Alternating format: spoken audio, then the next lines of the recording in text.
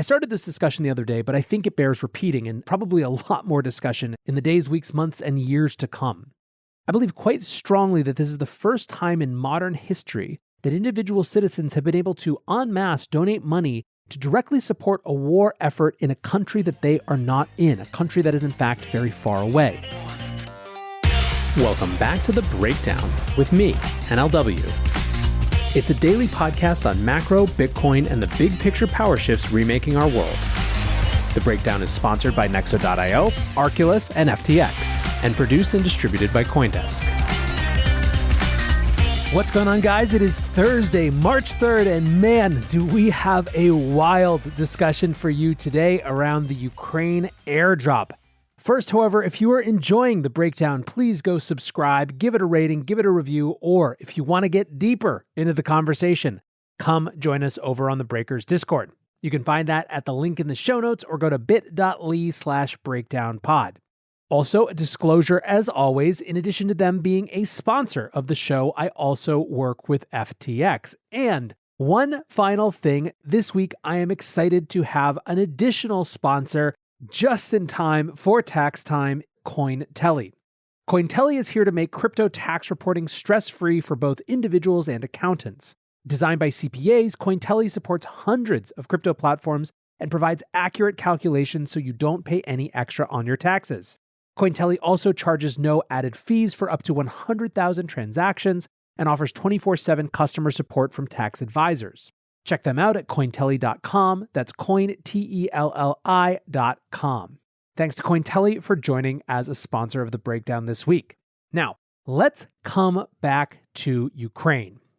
I've obviously been covering this situation pretty closely, but to recap, last week, two big things happened. Last week on Thursday, Russia invaded Ukraine. The world very quickly had to come to grips with an invasion happening in Europe.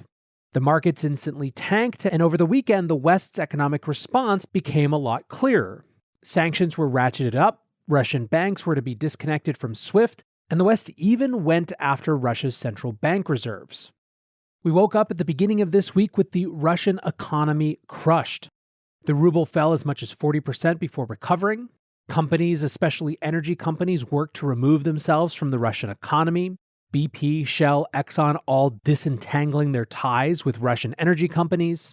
Technology companies stopped servicing Russia.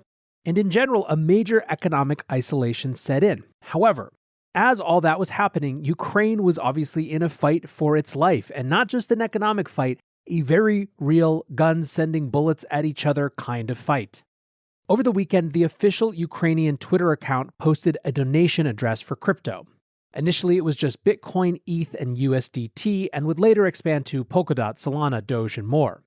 Millions of dollars in crypto donations poured in, and the government did not wait to put it to use. On Tuesday, Michael Chobanian, who's the founder of Kuna, which is a Kiev-based exchange that has been helping the government, said that at least $14 million of the then $26 million that had been raised had already been dispersed. Michael pointed to two funds, the Crypto Fund of Ukraine, which was spun up over the weekend to buy food, gas, medical supplies, and firearms for civilians, as well as to help evacuate them, and a second wallet, which was coordinated by the Ministry of Digital Transformation that was funding the army directly. Kuna is helping the government convert their crypto to fiat, saying the government doesn't know how to properly manage the crypto, and they also said they're trying to help ensure the donations are quote-unquote clean, blacklisting dubious transactions. If it comes from the dark web, Michael says, there's not much I can do with it later. Michael also said that there has been huge demand among their wealthy clients for Tether or USDT. At this point, there already was a ton to discuss about this unprecedented direct citizen fundraising effort for a war. People were already talking about how much had been raised. They were questioning the crypto entrepreneurs who demanded to be able to pay in their own token. But mostly everyone was just watching this new phenomenon. But then, on March 1st, Ukraine tweeted an airdrop has not been confirmed. This, as you might imagine, spurred a ton of speculation. Was Ukraine about to do an airdrop to people that had donated? And if they were, what would they airdrop? Would it be a national Ukraine token, some donor thank you token? Would it be an NFT? 24 hours later, on March 2nd, the official account tweeted airdrop confirmed. Snapshot will be taken tomorrow on March 3rd at 6 p.m. Kiev time. The reaction was intense and immediate. Darren Lau tweeted, "People buy useless governance tokens, but will they donate for useless government tokens? Stay tuned to find out." Lily Francis wrote, "So a nation at war that took crypto donations is literally going to airdrop and create a token. This timeline is insane."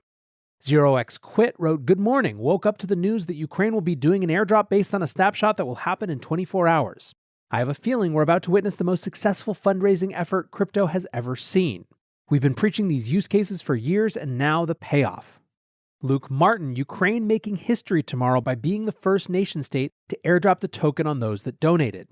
One lesson that everyone in crypto is familiar with, after a first mover tries something new, there will be more attempts. Countries airdropping coins. Wild times."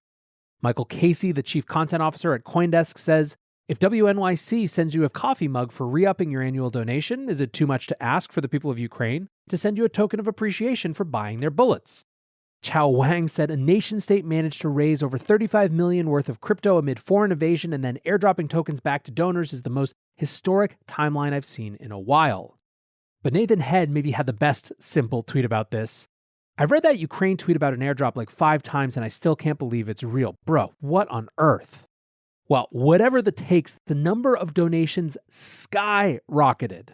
Nate Alex shared a chart from Dune Analytics separating people who care versus people who care about money. The number of donations per hour jumped from the low hundreds to more than 3,000 per hour after the airdrop announcement. Over the course of the next day, tens of millions of dollars more worth of donations came in. However, it wasn't just sincere folks who were motivated to get off their duff by the airdrop, it was also a legion of people and accounts trying to game the system. 9x9x9 said every single Ethereum block now has transactions that are donating to Ukraine. 95% are either 0.001 ETH or 0.01 ETH, trying to capture the max value of the airdrop.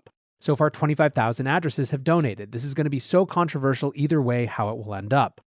Larry Cermak from The Block writes, "A lot of donations to Ukraine are now Sybils, and people are donating less than they are paying to miners for getting the transactions through."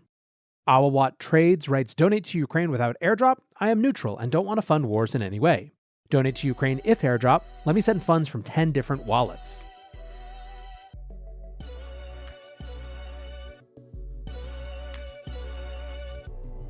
Nexo is the go-to platform for all things crypto.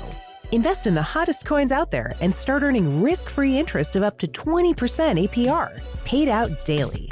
Need cash ASAP but don't want to sell?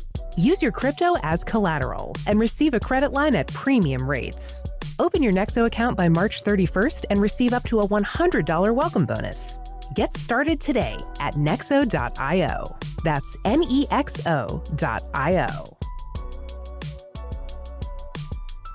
Meet Arculus, the next generation cold storage wallet.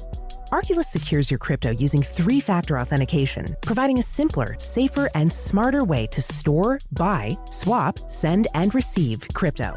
Arculus is offline cold storage. Your private keys are encrypted on the Arculus keycard and are never online.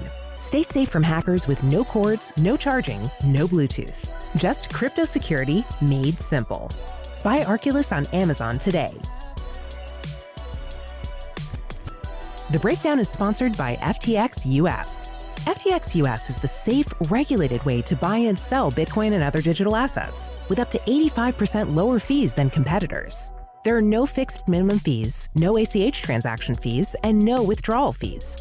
One of the largest exchanges in the US, FTX US is also the only leading exchange that supports both Ethereum and Solana NFTs. When you trade NFTs on FTX, you pay no gas fees. Download the FTX app today and use referral code BREAKDOWN to support the show. That gets us to this morning. Donations, as I mentioned, had soared. We're at 54.7 million in donations across over 100,000 transactions, and it is chaotic out there. Hours before the appointed snapshot, people started noticing a world token showing up. CoinDesk reported that 7 billion tokens were created and sent to Ukraine's address, which then sent them to a different wallet that started to seed a pool on Uniswap. Blockworks tweeted just in, Ukraine government starts to airdrop world tokens to donors on Ethereum. However, very quickly these reports were called out because there were red flags everywhere. The token was spoofing the Ukraine address and was actually a scam, and also showed signs of a super inefficient distribution, giving all donors roughly the same tokens instead of having it proportional to what they had donated. Also, remember, we were 6 hours early from the snapshot. Larry from the block frankly correctly called out giving the scam the force of authority that these media pieces about it did. And it wasn't long before CoinDesk updated their pieces and Blockworks deleted its tweet, but that was hardly the only excitement this morning. Mikhailo Fedorov, the Minister of Digital Transformation, tweeted, "After careful consideration, we decided to cancel Airdrop. Every day there are more and more people willing to help Ukraine to fight back the aggression. Instead, we will announce NFTs to support Ukrainian armed forces soon. We do not have any plans to issue any fungible tokens." To which Kobe responded, "This is the best rug ever." So good Lord, is there a lot to unpack around this. So let's dig into some analysis around everything going on right now. First, I want to get something off my chest a little bit and talk about the contrarians running around. There are right now a number of media personalities, self-claimed contrarians, who are so focused on looking like they don't buy the media line that they're basically parroting Kremlin talking points. Some of them are being amplified by Bitcoiners and other people in the crypto community. And look, I want people to be skeptical and ask questions. This is a war, and to take anything that you're seeing on face value is lunacy, right? But there's a difference between being skeptical and asking questions and needing for your personal brand to appear to be skeptical and asking questions. Skeptics are a category that we desperately need, but to see people who have set up their personal brand not just as a skeptic, but in a way that they can't agree with any story or narrative if it comes from any mainstream source seems to me to be a prison of one's own making. Now, I think there's a version of this that I'm seeing when it comes to the airdrop, which is exemplified by a tweet from Samson Mao: "War is not an excuse to shitcoin." And this isn't a direct attack on Samson. He's doing really cool stuff helping nation-state adoption of Bitcoin. But I do think that you can be against the Ukraine airdrop. You can think it's a stupid thing, or you can think it's going to incentivize the wrong behavior. I think all those things are completely fine positions. But to dismiss it as quote-unquote shitcoining with some moral priors you formed completely outside of the context of this situation, I just think it makes people look like calcified, brittle husks of a brain with no more elasticity and only ideology to feed you. Bitcoiner Dennis Porto writes, "Some of you are more vocally opposed to Ukraine having an airdrop than to Ukraine getting invaded. Hope you can join us in reality soon." Hear, hear, Dennis. Hear, hear. Now that I've said that, let's get into the actual discussion of incentives, and I find this fascinating. One thing we definitely did see in the wake of the airdrop was a bunch of actors start to participate for the quote-unquote wrong reasons. I mentioned above how many addresses were basically Sybil attacking, trying to donate the smallest possible amount from numerous addresses in order to maximize their chances of getting paid off in Ukraine coin or whatever it was going to be. There were others who didn't go that far, who were still in the camp of, sure, let's speculate on the upside value of Ukraine coin, which one could argue pretty coherently is the wrong reason for getting involved. I would only point out a couple of things. First, these sort of incentive games, in other words, organizing economic systems and relationships in such a way that they get an intended behavior, is 100% part of the social engineering of crypto economic systems. Like it or not, it's a big part of what these systems enable. DGen Spartan says, "I think there's nothing wrong with playing the Ukraine donation event airdrop. Crypto was literally made to incentivize behavior."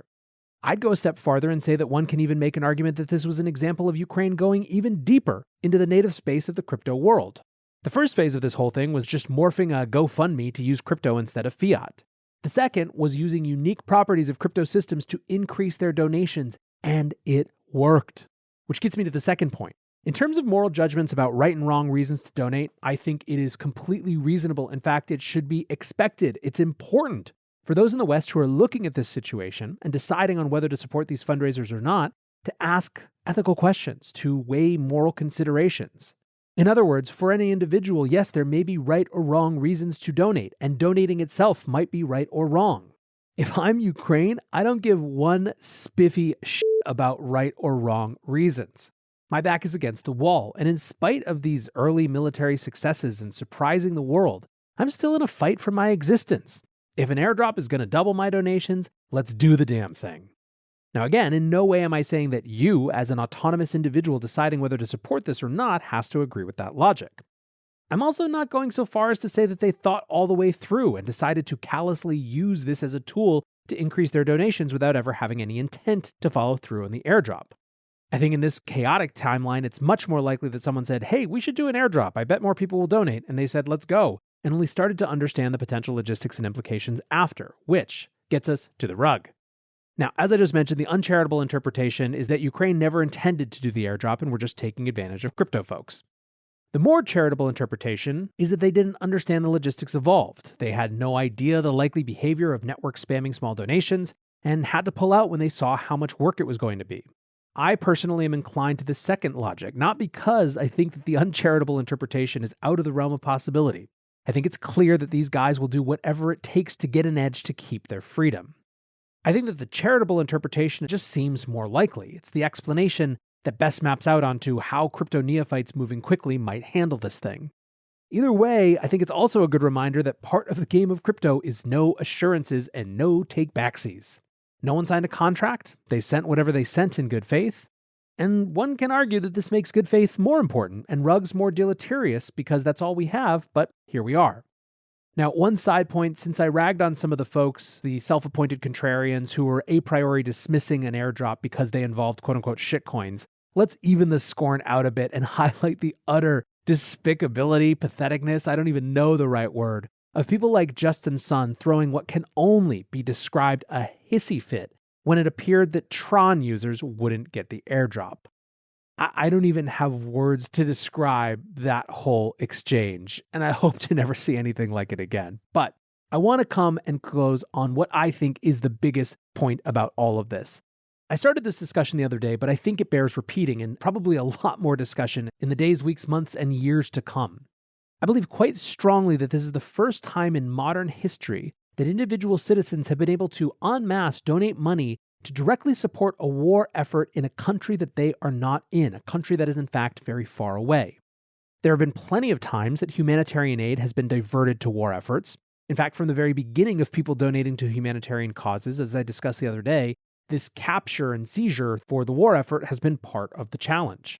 There also is a precedent in citizens funding war in the form of war bonds. They've been used for hundreds of years. However, war bonds aren't always offered to all citizens, and in the past, it's always been a government offering them to its own citizens.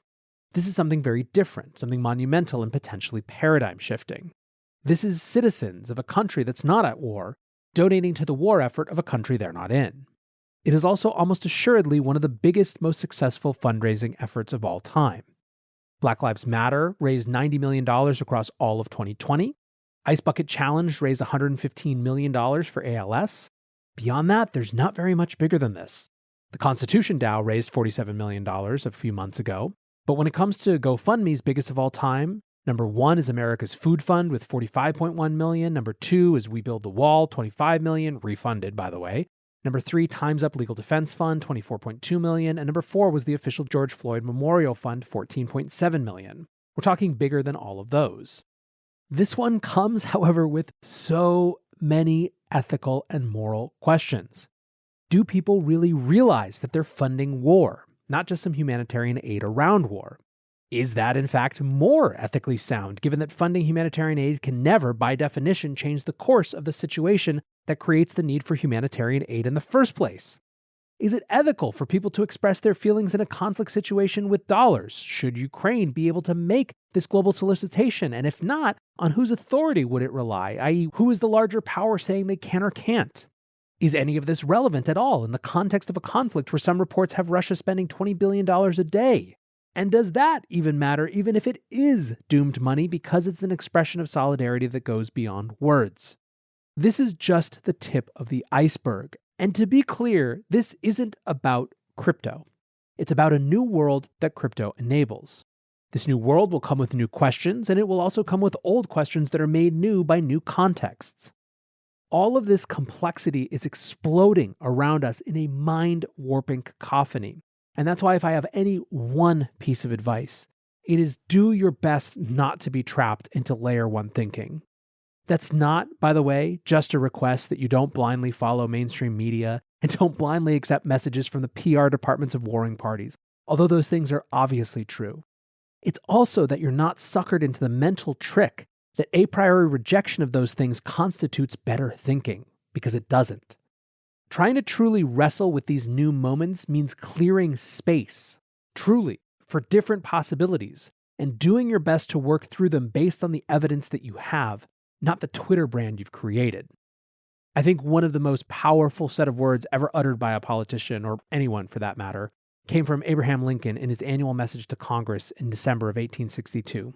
This is a month before he signed the Emancipation Proclamation. The dogmas of the quiet past are inadequate to the stormy present. The occasion is piled high with difficulty, and we must rise with the occasion. As our case is new, so we must think anew and act anew. The dogmas of the quiet past are inadequate to the stormy present. Until tomorrow, guys, be safe and take care of each other. Peace.